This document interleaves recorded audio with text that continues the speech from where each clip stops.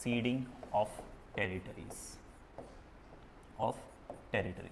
सी, acquisition, admit करना, किसी territory को इंडिया में जोड़ना, राइट।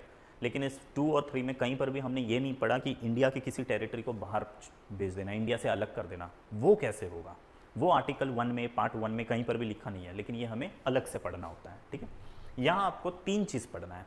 एक होता है दैट इज कॉल्ड एक्सचेंज, एक होता है सीडिंग। हम 3 लोगों के पॉइंट ऑफ व्यू से पढ़ते हैं। One is from the point of view of state, normal state, example Maharashtra, Punjab, इन लोगों की बात कर रहे हैं, ठीक है। दूसरा हम पढ़ेंगे from the point of view of central government, और तीसरा हम पढ़ेंगे from the point of view of parliament, ठीक है।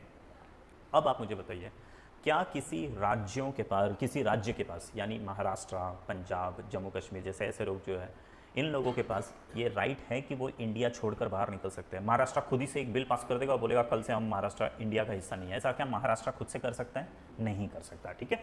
तो याद रखिएगा, स्टेट के पास नो राइट टू सीड, मतलब छोड़ के जाने वाने का कोई ऐसा इसके पास राइट नहीं है। मतलब या फिर सीड की जगह पे लिख लीजिए लीव इंडिया, इंडिया को छोड़ने का इसके पास कोई राइट नहीं है। क्या आप बता सकते हैं ऐसा क्यों? आज ही हमने डिस्कस किया था, यूनियन ऑफ स्टेट, है ना, because India is a union of state, because India is a union of state, absolutely, ठीक है जी, खत्म। मतलब कोई स्टेट नहीं जा सकता, इसलिए पंजाब बोलता है हमको अलग होना है, वो जा ही नहीं पा रहा है, ठीक है ना। वहाँ पर अलग तरीके से पुलिस जाएगी, मारेगी, कुछ भी करेगी, लेकिन खालिस्तान अलग नहीं होने वाला सिस्टम नहीं है ना। Now talking about central government, क्या सेंट्रल गवर्नमेंट इंडिया के किसी भी पार्ट को इंडिया से अलग कर सकता है? सेंट्रल गवर्नमेंट मतलब I am talking about Modi government, ठीक है। तो याद रखिएगा कर सकता है, लेकिन कैसे? तो exchange, only exchange, can do only exchange. Only exchange का मतलब क्या होता है?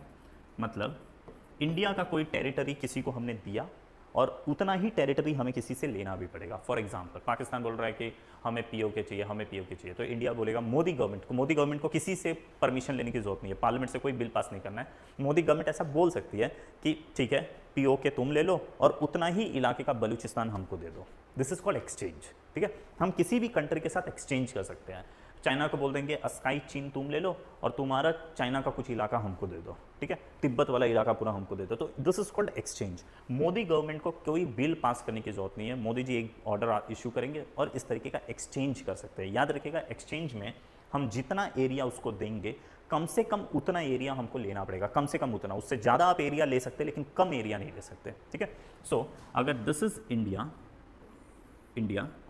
And this is other country, other state, कोई भी अदर स्टेट है या अदर कंट्री समझिए, अगर हमने उसको 1 किलोमीटर का कोई 1 स्क्वायर किलोमीटर का 1 स्क्वायर किलोमीटर का कोई एरिया दिया, 1 स्क्वायर किलोमीटर ऐसे ही तो लिखेंगे, ठीक है जी, 1 स्क्वायर किलोमीटर का कोई एरिया दिया, तो हमें उससे रिटर्न में जो एरिया लेना पड़ेगा 1 और 1+ स्क्वायर किलोमीटर, एक या एक से ज़्यादा, कम आप कभी नहीं ले सकते। अगर कम आपने लिया तो उसको एक्सचेंज नहीं माना जाता है, ठीक है।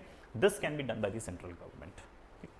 अब होता है कि आप अपना एरिया देंगे, रिटर्न में कुछ भी नहीं ले रहे हैं, इसको कहा जाता है देना, बांट दिया।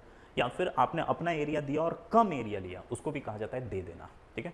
यानी इंडिया अपना कोई एरिया किसी को दे रहा है, XYZ कोई भी एरिया दूसरे को दे दिया और दे दिया, ठीक है जी, अपना एरिया किसी को दिया, ये अदर स्टेट है, अदर स्टेट मतलब अदर कंट्री, कोई भी अदर कंट्री वंट्री कुछ भी होगा, अपना एरिया उसको दे दिया और रिटर्न में कुछ भी नहीं लिया, राइट।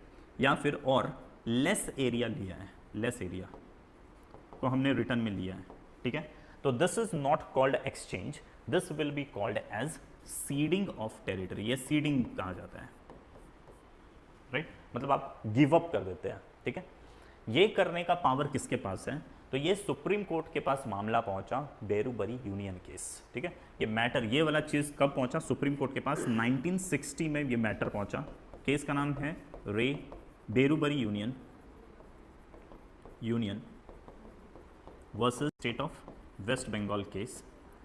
इस केस में सुप्रीम कोर्ट ने कहा कि article number 2, article number 3, these articles do not give power to parliament to for ceding of territory. Seeding मतलब अपना टेरिटरी किसी को गिव अप करने का पावर। आर्टिकल 2, आर्टिकल 3 ये पावर देता है क्या? आर्टिकल 2 में तो सिर्फ लेने का लिखा है, 2 और 3 में कहीं नहीं है, तो फिर दिया कैसे जाएगा और कौन देगा? तो इस केस में सुप्रीम कोर्ट ने कहा फॉर दिस पर्पस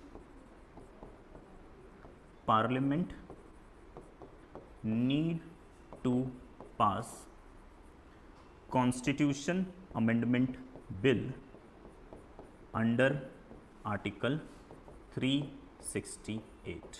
368 के तहत आपको एक बिल पास करना पड़ेगा, और 368 में भी जो 2 कैटेगरी है ना, वो पहला वाला जिसमें स्टेट की रिक्वायरमेंट नहीं है, वो वाला, उसके तहत एक बिल पास करना पड़ेगा। जब बिल पास होगा तो ही आप कोई एरिया किसी को दे सकते हैं। यानी ये करने का पावर किसके पास लाई करता है? पार्लियामेंट। पावर है पार्लियामेंट के पास, ठीक है। क्या ऐसा कभी भी हमने किया है? तो हाँ जी, 2 बार किया है पास्ट में। जैसे example, we have 9th constitution amendment act of 1960। इसी एक्ट के थ्रू बेरूबरी यूनियन नाम का एक एरिया था इन इंडिया, वेस्ट बंगाल में, वो हमने पाकिस्तान को दिया। उस समय का पाकिस्तान मतलब आज के वेस्ट बांग्लादेश को, ठीक है। तो Berubari union was given to the then Pakistan, उस समय के पाकिस्तान को, देन पाकिस्तान, ठीक है। क्योंकि बेरूबरी यूनियन केस में ही सुप्रीम कोर्ट ने कहा था कि भैया ऐसे ना दे सकते, अगर देना है तो एक कॉन्स्टिट्यूशन अमेंडमेंट बिल पास करना पड़ेगा। तो इन लोगों ने एक बिल पास कर दिया, and that is 9th constitution amendment bill of 1960। और इसी के साथ हमने बेरूबरी यूनियन वाला एक एरिया था, वो उस समय के पाकिस्तान यानी आज के बांग्लादेश को दे दिया, ठीक है जी। देन सेकेंड, दूसरा किया 2005 में। 2005 में, ये अब दूसरा लिख रहा हूँ, ये इसका नहीं है, ये उसी का दूसरा एग्जाम्पल है। दूसरा हमने किया था 100th कॉन्स्टिट्यूशन अमेंडमेंट एक्ट के थ्रू इन द ईयर 2015, जब मोदी जी सरकार में आए थे। और ये था लैंड बॉर्डर जो हमने बांग्लादेश के साथ सेटलमेंट किया है, ठीक है। यहाँ पर some of the area was given to Bangladesh, where some of the area was taken, लेकिन हमने दिया ज़्यादा और लिया कम, है ना। इसके लिए इसको बोलते हैं India Bangladesh land border settlement. India Bangladesh land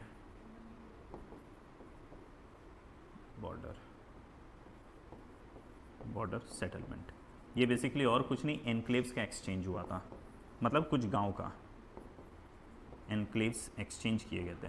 लेकिन भले शब्द यूज़ किया जाता है एनक्लेव्स एक्सचेंज, कुछ गांव दिए कुछ गांव लिए, लेकिन फिर भी एक्सचेंज की कैटेगरी में फॉल नहीं करता है, इस कैटेगरी में फॉल करता है। रीज़न ये है कि हमने कम गांव लिया और ज़्यादा गांव दिया था, ठीक है। तो ज़्यादा एरिया आपने दे दिया, कम एरिया लिया, तो वो इस कैटेगरी में फॉल करता है, ठीक है जी।